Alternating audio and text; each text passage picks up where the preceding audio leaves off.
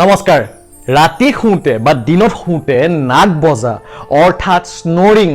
এই বিষয়বস্তুৰ ওপৰত মই যেতিয়া পৰহি ভিডিঅ' বনাইছিলো তেতিয়া মই কল্পনাই কৰা নাছিলো যে এই দুদিনৰ ভিতৰতে সকলোবিলাক সোশ্যাল মিডিয়া মিলাই এইটো ভিডিঅ'ৰ ভিউজ 1 লাখ পাৰ হৈ যাব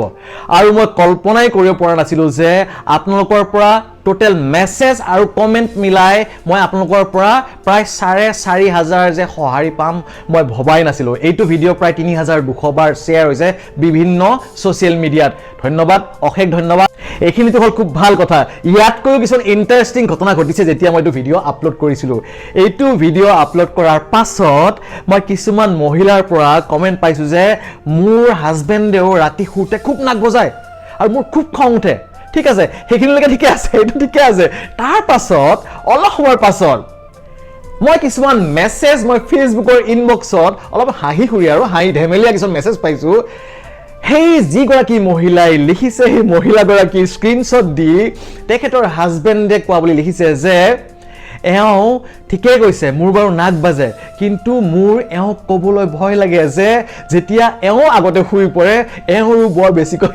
নাক বাজে সো এনে ধৰণৰ কিছুমান খুব ধেমেলীয়া মই প্ৰশ্ন পাইছো সো এইবোৰ প্ৰশ্ন আৰু এইবোৰ সহাৰি পাই মোৰ খুব ফুটি লাগিছে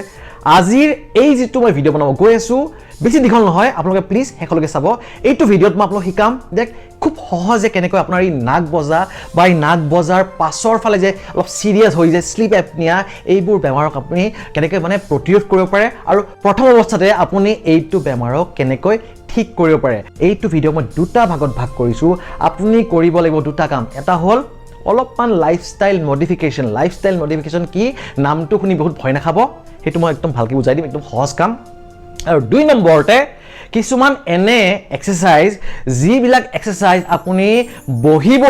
যিকোনো যে বহি কৰিব পাৰিব আৰু মাত্ৰ 4 মিনিটৰ পৰা 5 মিনিট সময় দিনটোত এবাৰ কৰিলে হৈ যাব কিন্তু তাতে কিন্তুত আছে কিন্তু আপুনি এইটো নাভাবিব যে মই আজি কৰিলো ৰাতি শুই চাও ও পিছদিনাখন মই চাওক গালি পাৰিম আপুনি কৈছিলে ভাল হ'ব বুলি কিয় নাক বাজিছে মোৰ এইটো একেদিনে ভাল নহয় আপুনি অলপটো কষ্ট কৰিব লাগিব ন আপুনি এইটো মানে এইকেইটা এক্সাৰসাইজ 4 মিনিট বা 5 মিনিট কে দিনে কৰিলে আপুনি যদি প্ৰায় 20 দিন 25 দিন মান কৰে তেতিয়াহলে আপুনি সুফল পাব আৰু এই সুফলটো কেনে গম পাব আপোনাৰ মূৰ বিখোৱা কমিব আপোনাৰ ঘৰৰ মানুহে কমপ্লেইন কৰাটো কমাব হয় না আৰু বিভিন্ন কথা আপুনি লাহে গম পাই যাব সেই কাৰণে এই ভিডিঅ'টো একদম হেকলৈকে চাই থাকক এতিয়া আমি আলোচনা কৰিম আমি আমাৰ লাইফষ্টাইল অৰ্থাৎ দৈনন্দিন জীৱনটো জিয়াই থকাৰ যেটো প্ৰক্ৰিয়া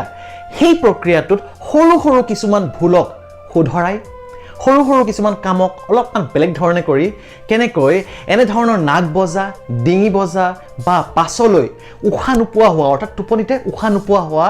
আমি যাক স্লিপ এপনিয়া বুলি কওঁ এনে ধৰণৰ বেমাৰৰ পৰা আমি পুৰা গোটেই জীৱনৰ কাৰণে আমি বাচি থাকিব পাৰোঁ তাৰ আগতে আপোনাৰ চাগে মনত আছে যে প্ৰথম ভিডিঅ'টো কৈছিলো যে আমাৰ এই নাকটো কিয় বাজে টোপনি গলে কি হয় এই ডিঙিৰ পাছফালৰ অংশখিনি এইফালে জিভাখন জিভাৰ পাছফালৰ অংশখিনি ডিঙিৰ এইখিনি অংশ কেনেকৈ ডিঙিৰ পাছফালে লাগি ধৰে আৰু উশাহ যোৱা ৰাস্তাটো ঠেক হৈ যায় আৰু যাৰ ফলত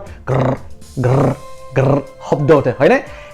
এই যে নামি যায় কিয় নামি যায় এই নামি যোৱা কাৰণটো হৈছে এই জিভাৰ পাছফালৰখিনি ডিঙিৰ এইটো অঞ্চল দুৰ্বল হৈ যায় আমি এতিয়া যি লাইফষ্টাইল মডিফিকেশনৰ মই কথা আপোনাক কম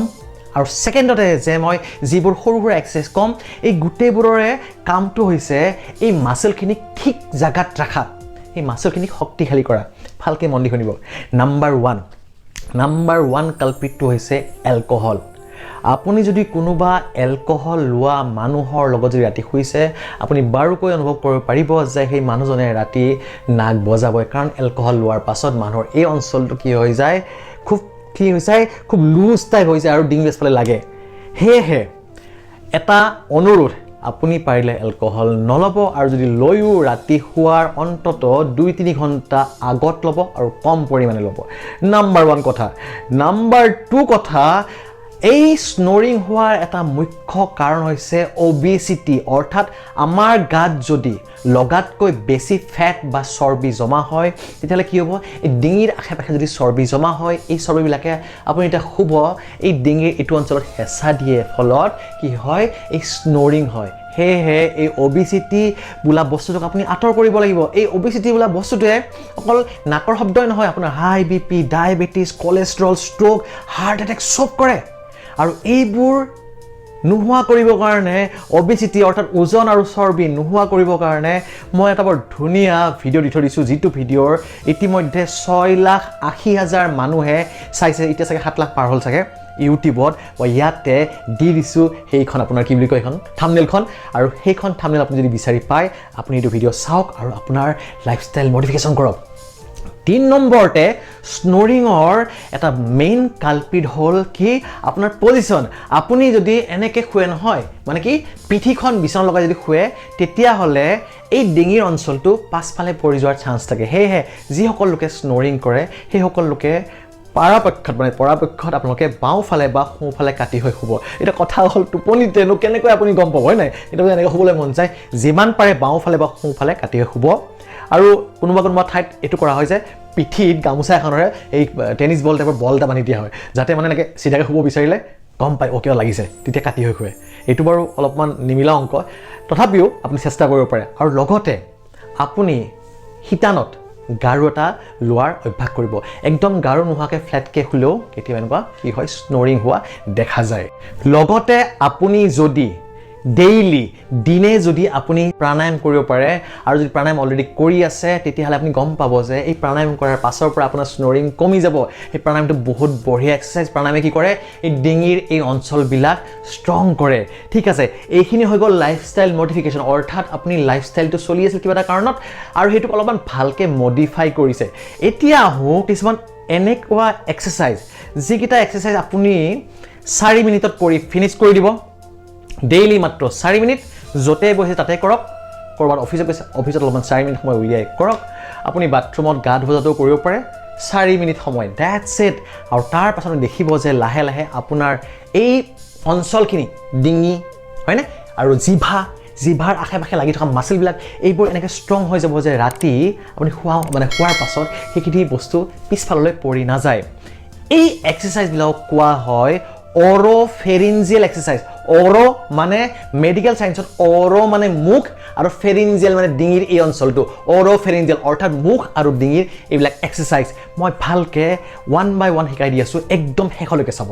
মই আপোনাক শিকাবলৈ গৈ আছোঁ 6টা এক্সাৰচাইজ এই 6টাৰ ভিতৰত 5টা এক্সাৰচাইজ হৈছে অকল জিভাখনৰ আৰু এটা এক্সাৰচাইজ হৈছে আপোনাৰ ডিঙিৰ এইটো অঞ্চলৰ একদম সহজ ভালকৈ মন দি শুনিব প্ৰতিটো এক্সাৰচাইজে